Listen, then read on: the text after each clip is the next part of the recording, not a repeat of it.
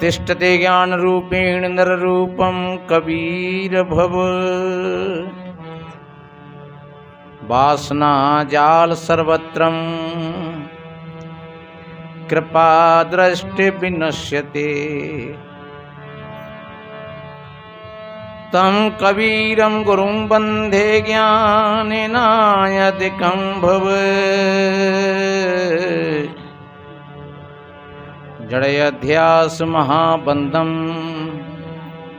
बोध ज्ञान विमुच्यते। बिन सद्गुरु संसार में सुख नहीं पावे कोई।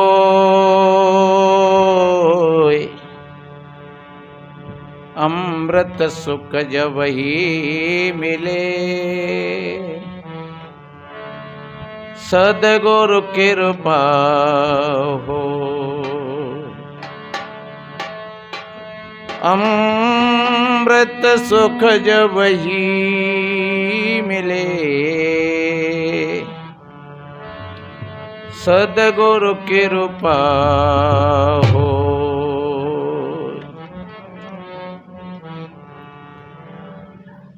विश्ववंदनीय संत सम्राट सद्गुरु कबीर देव मुदमंगल में श्रद्धेय संत समाज, सभी धर्म प्रेमी सज्जन, प्रवर विद्वान वर्ग, साध्वी माताएं और बहन, सभी को वंदन अभिनंदन करते हुए थोड़ा निवेदन करें। आज के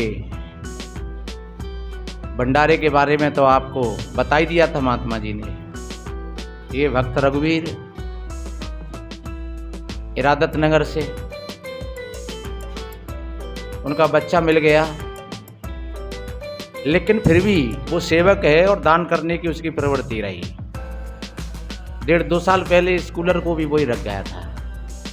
आश्रम पर भी खूब सेवा, एक बार 4-6-8 तख्त बना करके रख गया था। चलो जी, अब और 1 पे 11 हो गई, और उसकी प्रवृत्ति तो संत सेवा में लगी रहती है, भक्त है। हम धन्यवाद देते हैं और अगले बड़े भंडारे के लिए भी उन्होंने 5100 रुपया 4100 रुपया जमा किए हैं। महाराज ये 4100 रुपया हमारे आगे के पूर्णमासी के भंडारे में लगा देंगे। तो देने का भाव होता है। और भी कुछ आश्रम के लिए सेवा आई है, फिर आगे मैं निवेदन करूंगा। मनोज कुमार पाठक जो दिल्ली में है, 500 रुपया उनकी तरफ से यहाँ सेवा में आए।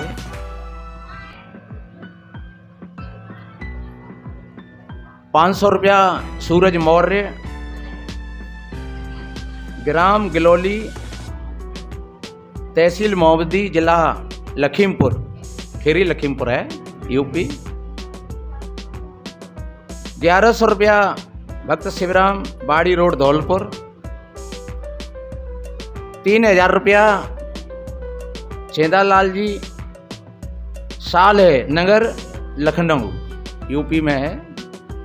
वो कल आए यहीं पर और उन्होंने वीडियो पहले भी आए थे। 1100 रुपया अशोक और कृष्णा देवी जो भागवल का पूरा जिला भिंड में पड़ता है। 500 रुपया राजकुमार भाई, ग्राम मेना, खुर्जा जंक्शन के पास में है।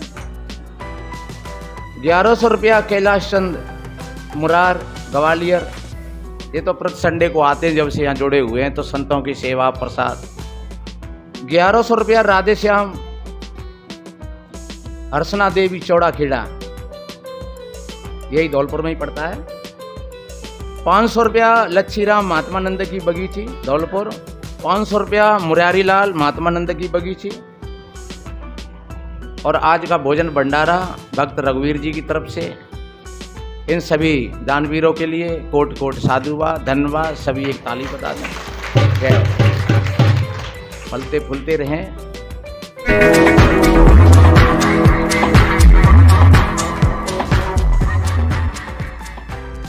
आप सभी भाई बहन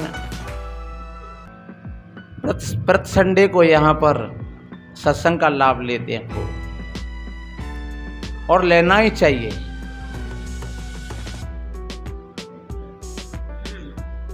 और आपने बहुत बहुत अच्छी अच्छी बातों को श्रवण किया।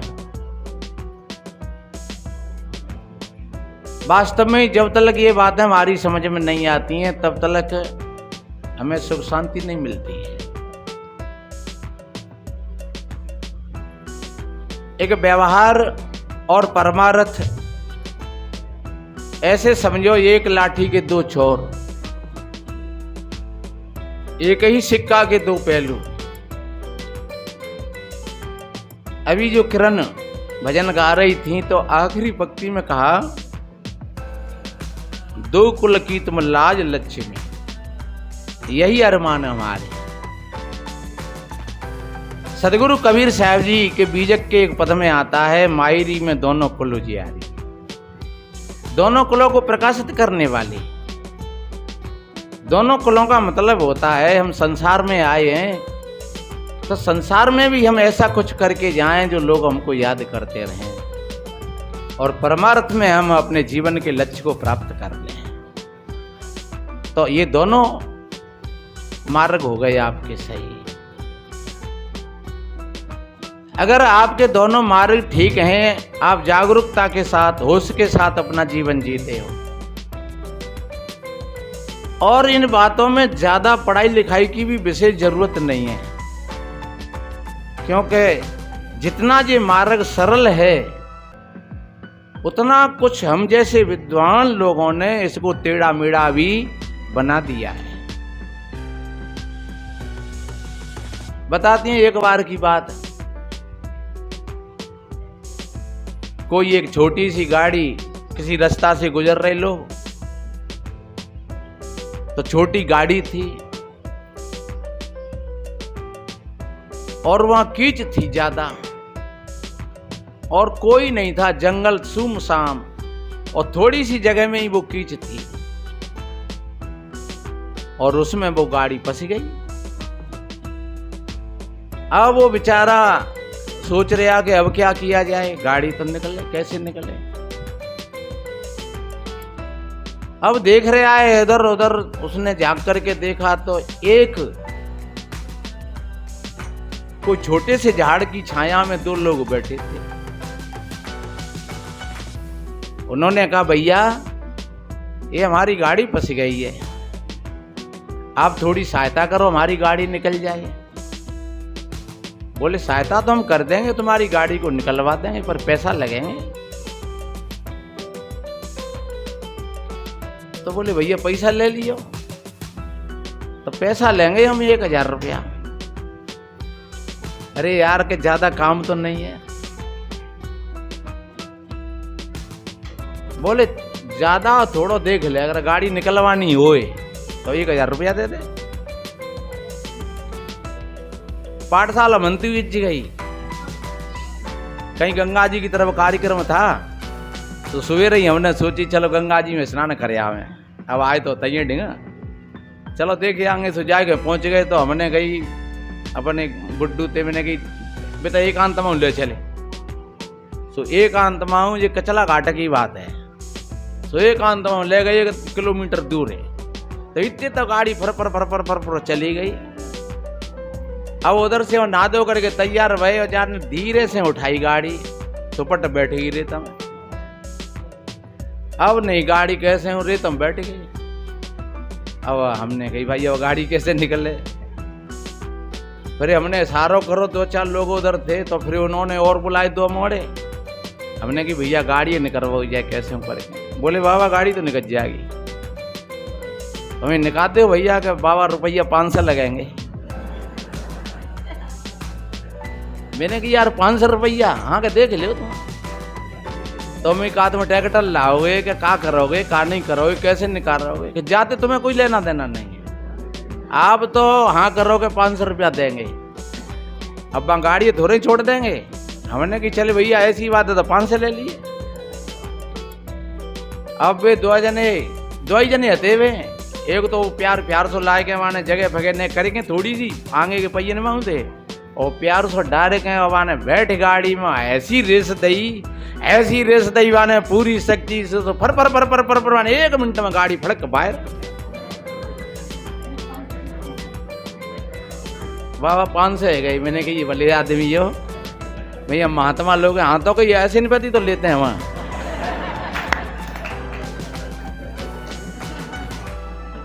आजकल की महात्माओं ने भाई ज्यादा पैसा है, फिर भी मैंने बेटा ले लेती हूँ पर मैं हिसाब से ले ले तो तुम जाने सो। फिर मैंने 300 रुपया उसको दिए, उसने रख लिए, क्योंकि हमारा ड्राइवर इतनी शक्ति नहीं लगा सकता था गाड़ी में, क्योंकि बाय दर्द हो गाड़ी को कि कहीं गाड़ी ज़्यादा लोड नहीं पच जाए, गर्म नहीं आ जाए। हाँ, और बिन पे तो खलाई जुबान 1 मिनट नहीं लगन दी, फटक गाड़ी बाहर कर दी आ लगी। तो ऐसा ही मामला वहां फंसा। बिन्ने कही तो भैया 1,000 रुपया लेंगे गाड़ी के हम, वाने की तो भैया ले लियो, निकाल दे गाड़ी। सोवे ट्रैक्टर लाए और ट्रैक्टर से बांध करके और बिन्ने गाड़ी 1 मिनट में हाल बाहर कर दी। बोले यार 1,000 रुपया ज्यादा है, तुमने करो का है जहाँ यूँ बता दो। तो के बेवकूफ हो, हमने करो क्यों ना ने, हम 4 बजे के आए जहाँ रात के, और जहाँ 2 टैंकर तो पानी की डारे है, और फिर गारो करो जहाँ में, और कर गारो। अब हम बैठे हैं और तुम जैसे कोई 2-4 आए पहुँचेंगे संजानो है, तो 1,000-2,000 नहीं कमाएंगे तो हम कुआ में गिरे कि तुम जाएंगे। तो जाको मतलब तुम नहीं खांचो करो, हाँ के खांचो में नहीं तो करो, और ये हमारा धंधो है। ऐसे ही ये हम जैसे संत महात्माओं ने कर खांचो जो गाड़ी इतनी पसाई दी है कि आदमी को ये नहीं पता लगता है कि वास्तव में हमें क्या करना चाहिए। देखो तुम कहीं तालियां बज रही हैं और नाच हो रहे हैं, कहीं बड़े बड़े भंडारे हो रहे हैं, और बड़े बड़े भंडारे चल रहे हैं, कहीं बड़े बड़े सत्संग चल रहे हैं, मंचों पर बड़ी बड़ी बहस हो रही हैं, अपने अपने मत पंथों के हिसाब से अपने अपने मत रखते हैं। लेकिन वास्तव में ही अगर मानव कल्याण के लिए समझ में आ जाए तो थोड़ी सी बात बहुत होती है। एक तो हम अपने व्यवहार को बढ़िया बना लें, अच्छा सांच बराबर तप नहीं, झूठ बराबर पाप, और जाके हृदय सांच है ताके हृदय पाप। कितना बढ़िया कहा है, ये कबीर की बात है। सांचा सौदा कीजिए अपने मन में जान, और सांचा हीरा पाइए झूठे मूलहु हान। सच्चा सौदा। इसलिए एक तो हम व्यवहार में जैसे व्रत उपवास, अभी हमारे राजेंद्र त्यागी जी बोल रहे थे, कबीर साहब जी ने ये सीधे शब्दों में कही, संतों राव दोनों में ढीठा, हिंदू तुर्क अठाने माने स्वाद समन को मीठा। हिंदू व्रत एकादशी साधे दूध सिंगारा सहती, और अन्न को त्यागे मन को नटके पारन करे संगोती। तुर्क रोजा निवाज गुजारे बिस्मिल बांग पुकारे, और इनको व्यस्त कहाँ से आवे जो सांझे मुर्गी मारे। हिंदू की दया मेहर तुर्कन की, दोनों घट से त्यागी, ई लाल वो झटका मारे आग दोनों घर लागी। हिंदू तुर्क की एक ही राह है सदगुरु सोई लखाई, और कहें कबीर सुनो भाई साधो राम न कोई खुदाई। वास्तव में न इनका कहीं कोई राम है और न इनका कोई खुदा है, ये तो सब एक प्रपंच का पूरा खेल बना रखा है। इसलिए अपने जीवन में व्रत का मतलब ही होता है एक प्रण, एक प्रतिज्ञा। हम ऐसा प्रण करें, हम ऐसी प्रतिज्ञा धारण करें, आज से हम झूठ नहीं बोलेंगे, गाली नहीं देंगे, चोरी नहीं करेंगे, किसी प्राणी को नहीं सताएंगे, कोई नशीली चीज़ों का सेवन नहीं करेंगे, और हमेशा हम प्राणियों की सहायता करेंगे। ये तुम्हारे सच्चे व्रत हैं। और एक नियम भी है, नियम उसको नहीं कहते हैं कि आज हम भोजन नहीं पाएंगे या 4 बजे स्नान करना है। ये तो तुम्हारा बना हुआ नियम है, एक प्राकृतिक नियम है। जब तुम सत्य के मार्ग पर चलोगे तो फिर वो नियम अपने आप प्रकट होंगे। फिर तुमको झूठ नहीं बोलना पड़ेगा, ये नियम है। फिर तुम गाली नहीं दोगे, ये नियम है। फिर तुम किसी की चुगली निंदा नहीं करोगे, ये नियम है। फिर तुम किसी प्राणी की हत्या नहीं करोगे, ये नियम है। फिर किसी की चोरी नहीं करोगे, ये नियम है। फिर तुम सदाचारी बनकर के जीवन जियोगे। सादा सी बात है, बिल्कुल सरल बात है। आप किसी को देख देख करके जल रहे हैं, कुड़ रहे हैं, ईर्ष्या कर रहे हो, समझ लो इससे ज्यादा बड़ा पाप नहीं है कोई। आपके अंदर में सहजता आ जाए, किसी प्रकार का अहंकार ना हो, किसी जाति का, वर्ण का, किसी व्यवस्था का, पैसे का, रूप का, सौंदर्य का, अगर किसी प्रकार का अगर आपके अंदर में अहंकार है तो आप हजारों शास्त्रों को पढ़ पढ़ करके डाल देना, लेकिन आप सत्य से वंचित रह जाओगे। क्योंकि वो अहंकार की एक ऐसी दीवार होती है कि वो अहंकार की दीवार आपके भीतर में सत्य को प्रकट नहीं होने देगी। इसलिए हमेशा विनम्र बन करके रहो। अपने साथियों में, अपने प्राणियों में, अपने परिवार में, अपने भाईचारे में कहीं पर भी जा रहे हैं तो विनम्रता के साथ, चाहे भले ही पत्नी है, माता पिता हैं, बच्चे हैं, आप विनम्रता का व्यवहार करोगे तो आपका अहंकार धीरे धीरे शांत होता चला जाएगा। कौन बड़ा है, कौन छोटा है। कितना बढ़िया कहा है कि बड़े गए, यानी बड़े बड़े चले गए, मेरा मेरा और बड़मपन में बड़े बड़े चले गए। तो विनम्रता का व्यवहार करें। और शाम सवेरे देखिए, बिल्कुल कितनी सही बात है। इसमें सत्य में किसी शास्त्र की दुहाई की जरूरत नहीं है। आप शाम को बैठ करके अपने मन का निरीक्षण परीक्षण करें। जब तुम अपने मन का निरीक्षण परीक्षण करोगे, या किसी नाम जप की बात नहीं है और किसी रूप की भी बात नहीं है। भगवान कृष्ण भी गीता में इस बात को कहते हैं कि अर्जुन, कोई भी व्यक्ति कर्म करने से मुझको कभी प्राप्त नहीं कर सकेगा, क्योंकि कर्म होता है प्रकृति में, क्रिया होती है प्रकृति में, और वो क्रिया से पार है। एक रामायण की चौपाई बोली त्यागी ने, प्रभु प्रकृति पार प्रभु सवयोर वासी। प्रकृति पार, जो प्रकृति से पार है तो प्रकृति में ही रह करके हम क्रिया करेंगे, और वो प्रकृति से पार है तो वहां तक हम कैसे पहुंचेंगे। शरीर साधनों का धाम है। गाड़ी हमको मिली है हरिद्वार की यात्रा करने के लिए, लेकिन मंदिर में गाड़ी थोड़ी चली जाएगी। अरे गाड़ी तो तुमको फिर भी छोड़नी पड़ेगी। जब मंदिर के गेट पर पहुंच जाओगे तब गाड़ी छोड़नी पड़ेगी। गाड़ी को कहीं ना कहीं पार्किंग करके और तुम्हें मंदिर में जाना पड़ेगा।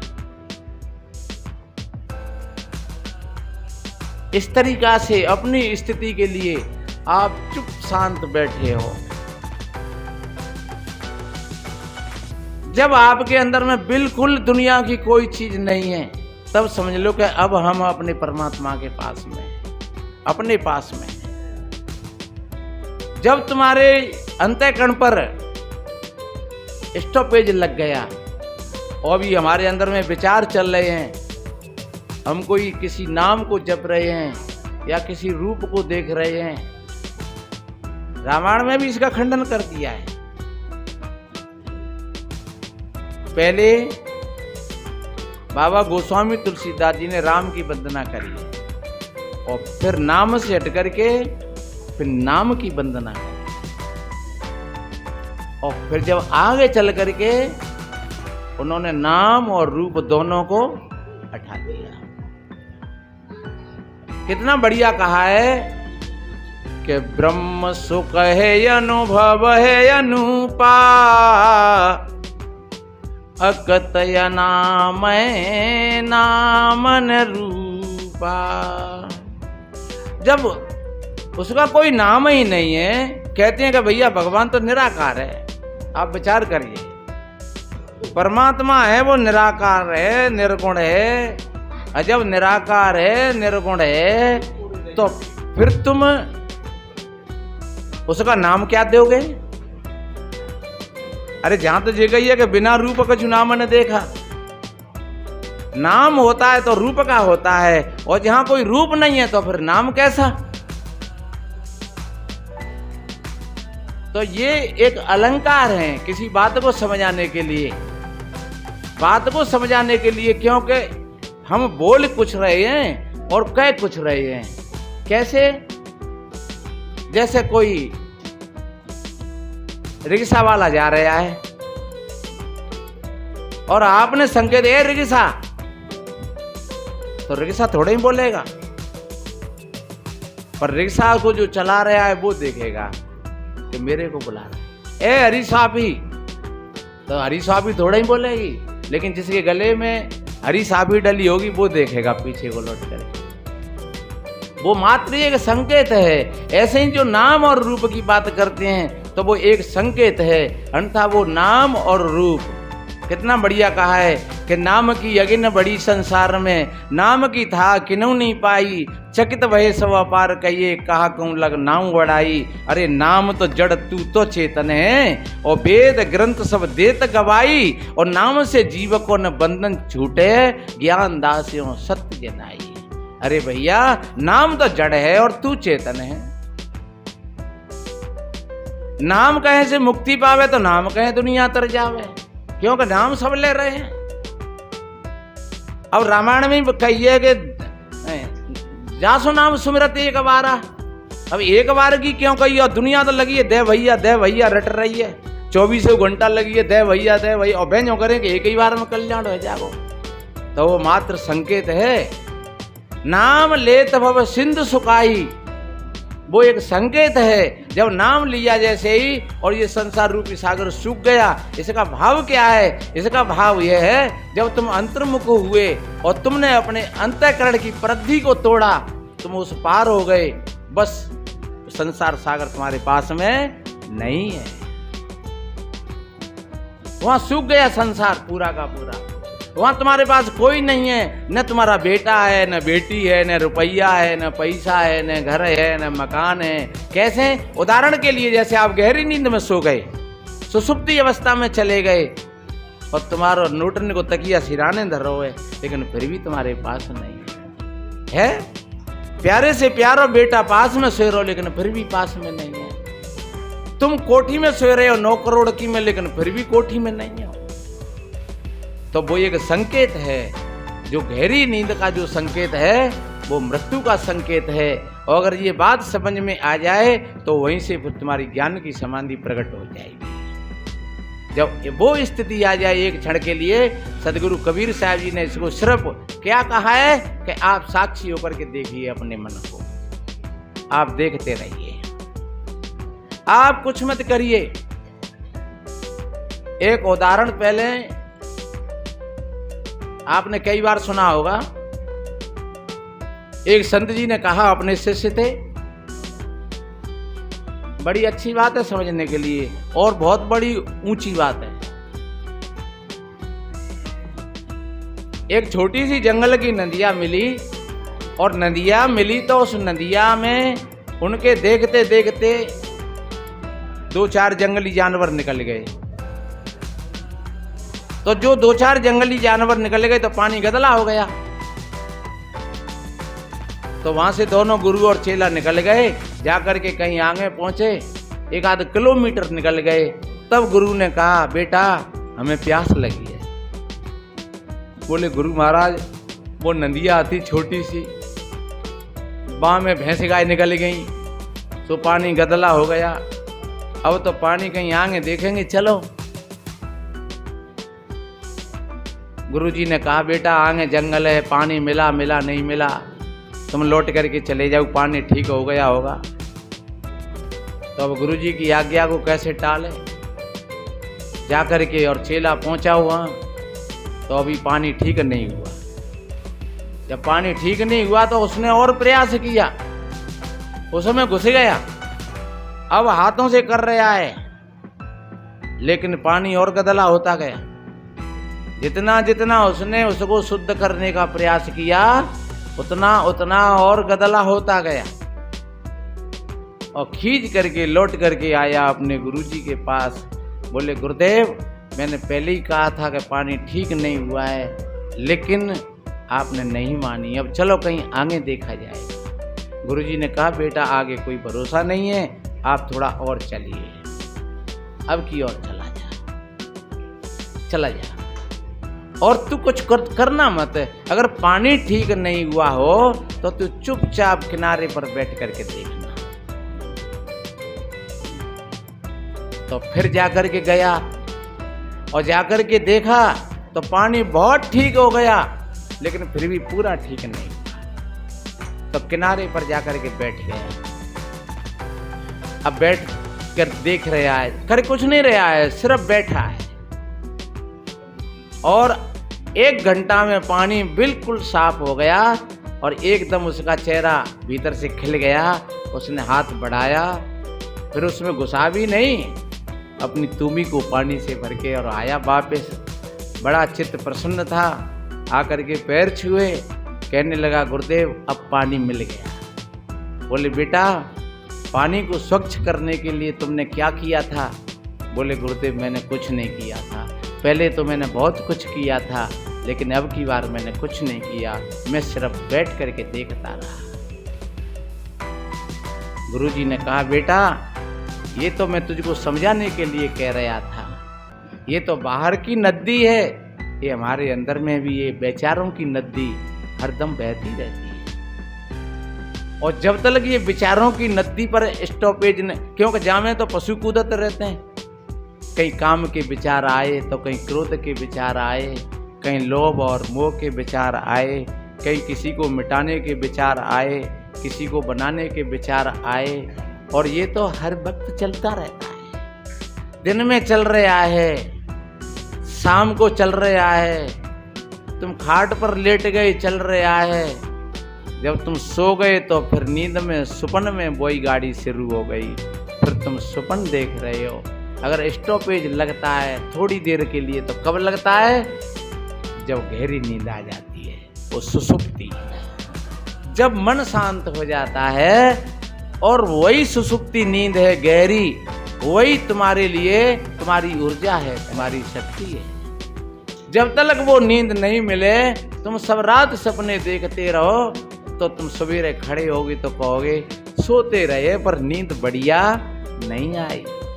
और वो नींद 1 घंटा की अगर आपको बढ़िया आ गई तो समझ लो तुम पूरी रात जगते रहे, और 1 घंटा की नींद नहीं तुमको वो शक्ति दे दी कि तुम 12, 14, 15 घंटा को फिर तुम मजबूत हो गए। भैया कल ना सोए, 1 घंटा को सोए पाए हैं, लेकिन 1 घंटा कौन सी नींद मिल गई? वो 1 घंटा में तुम्हारा काम हो गया पूरा, वही नींद मिल गई जिसको सुसुप्ति कहते हैं, जिसमें हमारी वो धारा बंद हो गई, बिल्कुल वो धारा टूट गई बिल्कुल। ऐसे ही जब हम ध्यान में बैठ जाएं तो गुरुदेव कहते हैं बेटा ऐसे ही शांत होकर के बैठना और फिर देखे अपने अंतःकरण रूपी नदी को। इसमें जितने पशु कूदते हैं और बार बार ये धारा गंदी होती चली जाती है।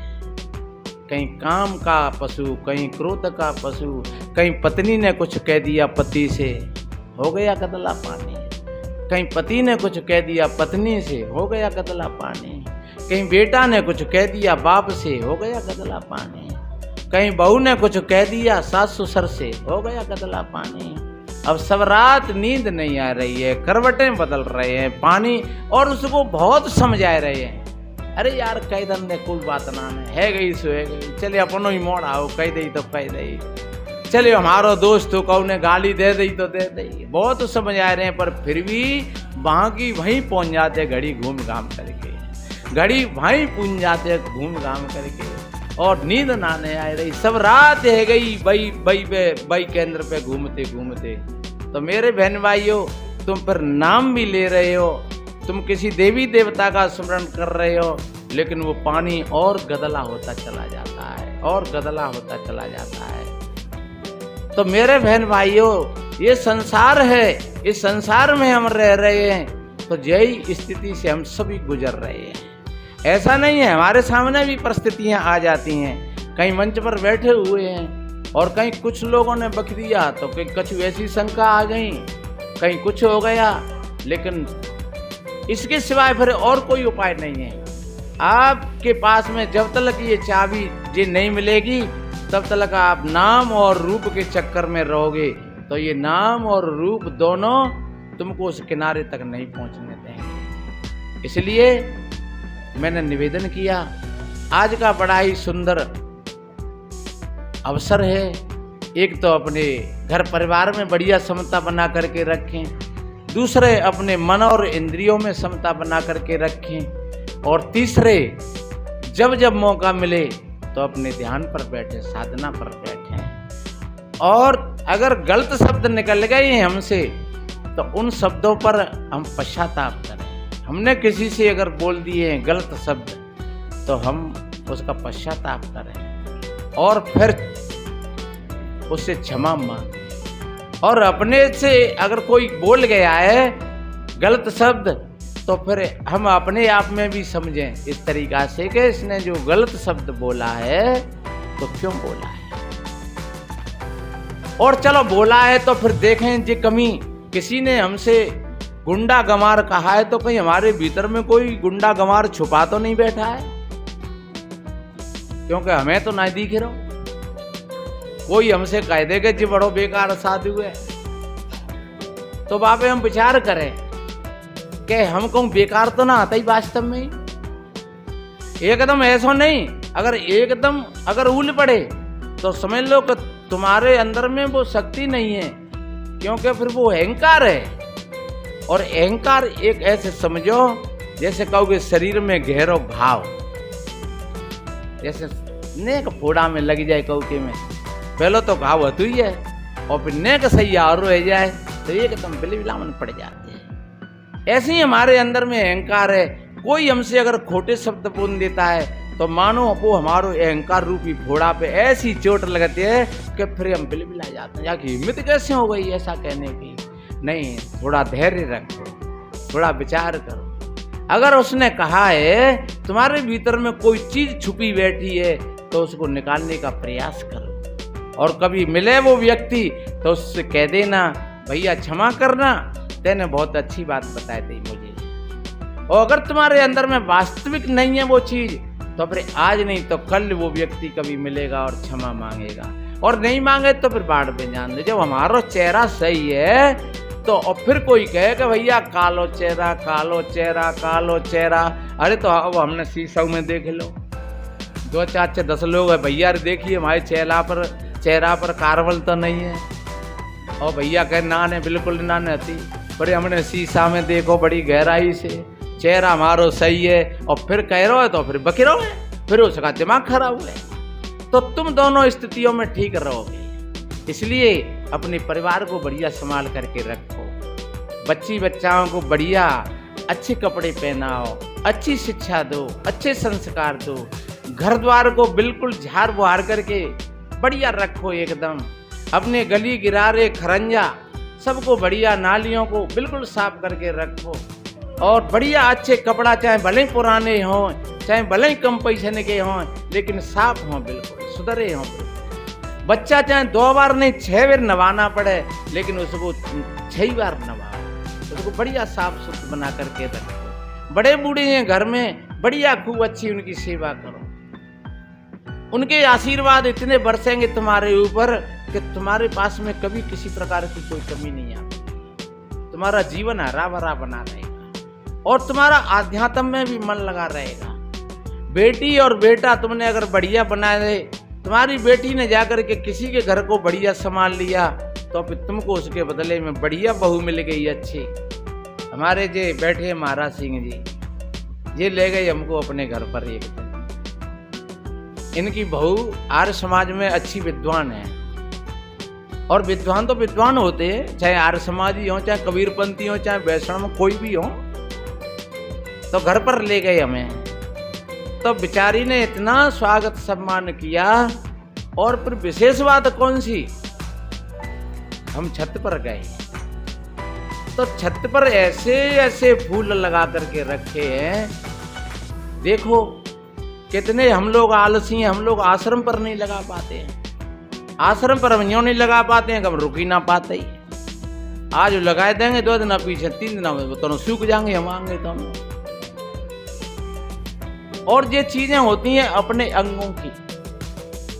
तो मैं धन्यवाद देता हूँ उस लड़की को, उसने अपनी छत पे करीब करीब मैं जानता हूँ होंगे तो 500-600-700 गमला होंगे, और गुलाब के, गेंदा के, नाना तरह की, अरे टमाटर ले, मिर्च ले, नाना तरह की बेल ले, और वहाँ में पक्षी घेंसुआ धरते हैं, वहाँ में पक्षी बैठ जाते हैं, चिड़िया चौंचा आते हैं, पानी भरे रखे हैं।